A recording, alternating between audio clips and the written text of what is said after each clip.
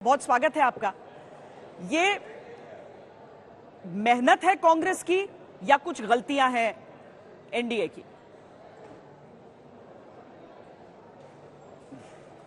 देखिए, मुझे लगता है कि ये चुनाव बहुत महत्वपूर्ण इसलिए हो गए थे क्योंकि 10 साल से सरकार दिल्ली में थी और लोगों को एक परहेज था। जिस प्रकार की राजनीति हो रही थी, आक्रमण की राजनीति, आरोप करने की राजनीति, सरकार के तंत्र का दुरुपयोग करने की राजनीति, और हर जगह लोगों ने भाजपा को कम आंका। अधिकांश राज्यों के अंदर, राजस्थान के अंदर जैसा आपने कहा, भाजपा के पास पहले 25 सीटें थीं, इस बार हम लोग 11 सीट जीत कर आए हैं और ये सब लोगों की सामूहिक मेहनत थी। हम लोगों का मैनिफेस्टो, हमारे मुद्दे, हमारे इश्यूज, और जिन मुद्दों की हम चर्चा हम चुनाव में करते थे, अग्निवीर जैसा इशू, उसको आज वो लोग जो एनडीए में हैं उस बात को उठा रहे हैं क्योंकि जनता से जुड़े हुए मुद्दे थे, किसानी के, बेरोजगारी के, महंगाई के। उन इश्यूज को हमने टेकअप किया और सबने मिलकर मेहनत करी, इसलिए अच्छे परिणाम आए हैं पिछली बार से कांग्रेस पार्टी के लिए। एक और सीट का बांसवाड़ा की भी बात मैंने की कि किस तरीके से जो अन्य के खाते में गया है वहां पर भी नतीजा अलग होता शायद, लेकिन वो एक जॉइंट कैंडिडेट के चक्कर में किस तरीके से आगे ये पूरा मामला बढ़ा है। क्या मैं सीधे तौर पर अगर ये पूछूं कि शुरुआत में क्या आप लोगों को ये कॉन्फिडेंस था कि इतनी सीटें निकल सकती हैं? बहुत सारे कार्यकर्ता ऐसे कांग्रेस के कहते रहे कि कॉन्फिडेंस कम रहा और बीचों बीच चुनाव के ये रियलाइज किए कि शायद इससे बेहतर प्रदर्शन कर सकते हैं। बिल्कुल नहीं। मैंने 3 महीने पहले ऑन रिकॉर्ड कहा था कि कांग्रेस की बीजेपी से ज्यादा सीटें आएंगी। 25 में से लोगों ने मुझे कहा कितनी सीट जीतेंगे, मैंने कहा भाजपा से ज्यादा जीतेंगे, और आज लगभग बराबरी में हम आए हैं। तो हम लोग को मालूम था क्योंकि जनता के अंदर बहुत लंबे समय से एंटी इनकम्बेंसी थी सांसदों के खिलाफ, और सरकार का जो रवैया है, जिस डबल इंजन की दुहाई हमेशा भाजपा देती है, वो डबल इंजन फेल हुआ है। उत्तर प्रदेश में हुआ है, राजस्थान में हुआ है और हरियाणा में हुआ है। और राजस्थान के अंदर विशेष रूप से मुझे लगा कि हमारा जो उम्मीदवारों का चयन था, जिन मुद्दों को लेकर मैंने अपना प्रचार किया, उनको लोगों ने बहुत हाथों हाथ लिया और पसंद किया। और जो नई सरकार राजस्थान की है, ये कोई ज्यादा कोई छाप नहीं छोड़ पाए लोगों के जहन के अंदर, इसलिए सबका लाभ हम लोगों को मिला। लेकिन हमने बड़ा आक्रामक और बड़ा फोकस्ड लेकिन संयमित हमने अपना प्रचार रखा। सचिन जी, इस चीज को लेकर केवल राजस्थान नहीं बल्कि बाकी राज्यों में भी बात हुई कि शुरुआत में बीजेपी अपने कैंडिडेट सोच समझकर उसके बाद उतार रही थी, एक बार उतारती थी उसके बाद परिवर्तन नहीं होता था, लेकिन इंडिया गठबंधन की पार्टियों के बीच ये नजर आता था कि एक उम्मीदवार है उसके बाद उसे बदला जाता था। क्या उम्मीदवारों का चयन बहुत निर्णायक रहा है इस बार के चुनावों में?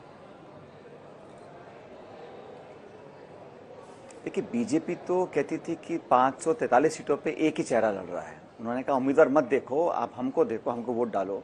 तो ये कहना कि अब बहाने डालना कि चयन गलत हो गया या हमारा रणनीति गलत हुई, आपने कहा कि हम तो 300 पार, 400 पार, 500 पार जाएंगे।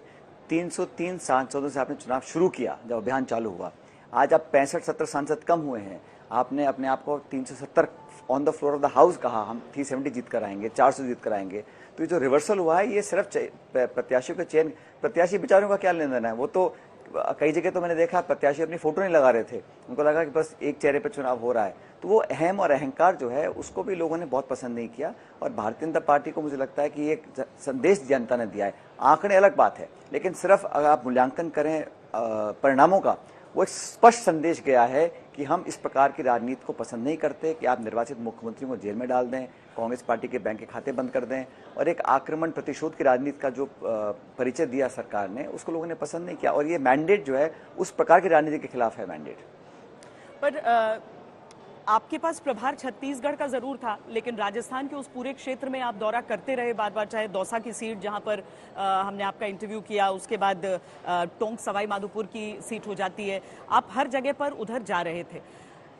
मैं अगर ये अप्रोच पूछूं, क्योंकि जब आप कंप्लीटली वाइप आउट हो जाते हैं 2 बार से किसी एक स्टेट में, तो कैसे आप लोगों का सीधा अप्रोच क्या था इसमें, इस तरह के कमबैक का? देखिए, मैंने तो हमेशा पैरवी करी है नौजवानों को मौका देने की, और इस बार कांग्रेस पार्टी को बहुत लाभ मिला क्योंकि काफ़ी नए लोगों को हमने टिकट दी है कांग्रेस पार्टी ने, उनको अधिकांश लोग जीत कर आए हैं। एक जयपुर ग्रामीण से हम चुनाव लड़े, एक नौजवान को टिकट दिया, वो 30 साल के हैं, वो 1600 वोट से चुनाव हारे हैं, 1600 वोट से, और वो भी बहुत अजीब तरीके से चुनाव उनको हराया गया है। लेकिन अधिकांश जगहों पर हमने प्रत्याशियों का चयन बहुत पहले किया। वहाँ के जो सामाजिक समीकरण हैं उनको समझकर हम लोगों ने अपने लोगों को टिकट दिया और सबने मिलकर काम किया। मुझे लगता है कि सबने मिलकर मेहनत करी और इसी का परिणाम है कि हम लोग एक अच्छा संख्या बल लेकर चुनाव जीत कर आए हैं, चाहे वो हरियाणा है, चाहे वो राजस्थान है। और ये वो पट्टी है जहाँ पर जो उत्तर भारत में कहा जाता है कि वहाँ किसान बहुत हैं, वहाँ पे फौजी बहुत परिवार वहाँ रहते हैं। तो ये सारा प्रभाव जो उनके 10 साल के कार्यकाल का था, एंड इनकम्बेंसी थी, अग्निवीर जैसी स्कीम्स थी, किसानों के प्रति जो उनका एक नकारात्मक रवैया था, उसका लाभ हम लोगों को मिला। लेकिन हमारा संदेश जनता तक पहुंच सका इस पूरे क्षेत्र में। जैसे आपने कहा, दौसा, टोंक, माधोपुर, करौली, धौलपुर, भरतपुर, इस पूरी बेल्ट में यहाँ कांग्रेस पार्टी को अच्छा बहुमत मिला है। और जो शेखावटी वाली बेल्ट है वहाँ पर भी हम लोग अच्छा परफॉर्म किए हैं। तो 11 सीट हम लोग जीत कर आए हैं 25 में से। मुझे लगता है कि ये जो हम पहले शून्य थे वहाँ से अब 11 पर पहुँचे हैं, तो ये एक सकारात्मक संकेत है। और मुझे लग रहा है कि इसका आत्मचिंतन भाजपा को करना चाहिए कि वो डबल इंजन होने के बावजूद भी इतने कम सांसद क्यों जिता पाए यहाँ से। पर कहीं कहीं कुछ और कारण भी रहे सचिन जी, जैसे राजस्थान की जनता बड़ी मजबूती से खड़ी रही रविंदर सिंह भाटी के साथ। बाड़मेर में वो खड़े हुए, वहां पर बीजेपी की तरफ से टिकट नहीं मिला। अब उसमें नतीजा ये हुआ कि कैलाश चौधरी नंबर 3 पर आ गए भारतीय जनता पार्टी के, और कांग्रेस पार्टी के वहां पर जीतकर सांसद बन गए हैं बाड़मेर से। तो कहीं पर तो दूसरे की गलत फैसलों से भी फायदा हो गया है। ऐसे तो कई फैसले हमारे साथ भी हुए हैं जिसका फायदा भाजपा को मिला है। तो बड़े चुनाव में ऐसा बैलेंस हो जाता है, कई जगह भाजपा को फायदा, कई जगह कांग्रेस को फायदा। लेकिन ओवरऑल मुझे लगता है कि यहाँ पे किसान वर्ग और जो नौजवान वर्ग हैं, उन्होंने इस बार जो रुझान था और आंकड़े आप सब लोगों के जो एग्जिट पोल वगैरह थे वो बिल्कुल धरातल से परे थे, हकीकत कुछ और थी। इसलिए सारी बेल्ट में उत्तर प्रदेश में सबसे बड़ी पार्टी समाजवादी पार्टी बनकर आई है, और हरियाणा, राजस्थान, हर जगह, बंगाल, हर जगह लोगों ने भाजपा को नकारा है। और मैं इसलिए कहता हूं कि हमने जो इशू फोकस किए, एमएसपी पे कानून बनाने की बात हम लोगों ने करी, हमने लोगों को आर्थिक मदद गरीबों को देने की बात करी, हमारे एजेंडा को, हमारे मैनिफेस्टो को लोगों ने पसंद किया। इसीलिए इंडिया अलायंस और कांग्रेस पार्टी को इतना जनता का आशीर्वाद मिला है हम लोगों को। ये बताइए कि अग्निवीर को लेकर अब आपका क्या अप्रोच होने वाला है, कांग्रेस पार्टी का क्या अप्रोच होने वाला है? आप लोग इसको लेकर बहुत आक्रामक रहे सरकार पर। अब अलायंस पार्टनर एनडीए सरकार में जेडीयू ने, उनकी तरफ से भी बयान आ चुका है कि अग्निवीर को लेकर उनकी अपनी राय क्या है। तो ऐसे में आप लोगों का अप्रोच क्या रहने वाला है?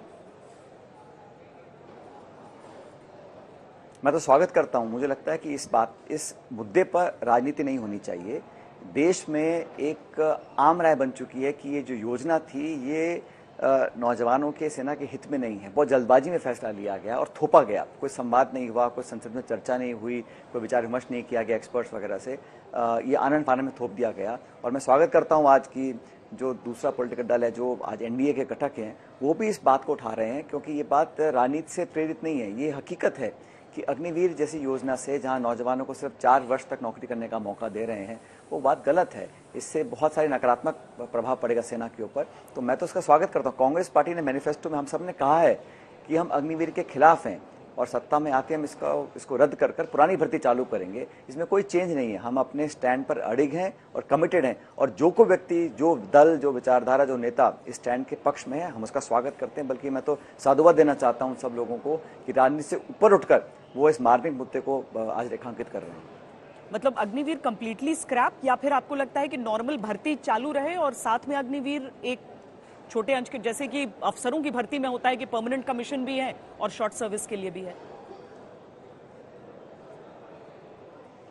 नहीं, मुझे लगता है कि हमें पुरानी भर्ती चालू करनी पड़ेगी और बाद में उसके बाद विकल्प देख सकते हैं क्या हो सकता है। जो फौज की रिक्वायरमेंट्स हैं, एवरेज एज को कम करना है या कुछ और चेंजेस लाने हैं, वो 100 तरीके करने के। लेकिन सारी भर्ती बंद कर आर्मी, नेवी, एयरफोर्स सारी बंद करके सिर्फ एक ही द्वार खोल के रखे अग्निवीर का, ये हमको बिल्कुल गवारा नहीं है। मुझे लगता है कि इसको समाप्त करना पड़ेगा। उसके पश्चात अगर कोई और विकल्प होंगे उसको तलाश सकते हैं। लेकिन जिस तरह से इसको किया गया, संवादहीनता के कारण और विचार विमर्श किए बिना इसको थोपा गया, उसका विरोध करते हैं। मैं नहीं कर रहा हूं, पूरे देश में, खासकर उन राज्यों में जहां पर बहुत से लोग सेना में जाने को उत्सुक रहते हैं, नौजवान, उनके वहां आप देखिए, आप वहां पे निराशा है। और ये देश के लिए बात है, इसमें कोई कांग्रेस बीजेपी की बात नहीं है।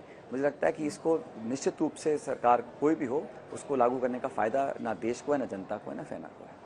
आखिरी सवाल सचिन जी, लोकसभा चुनावों के लिए छत्तीसगढ़ का प्रभार जरूर दिया गया, लेकिन क्या राजस्थान की राजनीति, चूंकि जिस तरह की कामयाबी, मतलब जिस तरह का कमबैक, अभी बीजेपी की सीटें भले ज्यादा हैं लेकिन कमबैक कांग्रेस का ज्यादा बड़ा है, तो आप राजस्थान की राजनीति की तरफ ही लौटेंगे या फिर अभी प्रभार आपका वहीं का रहने वाला है?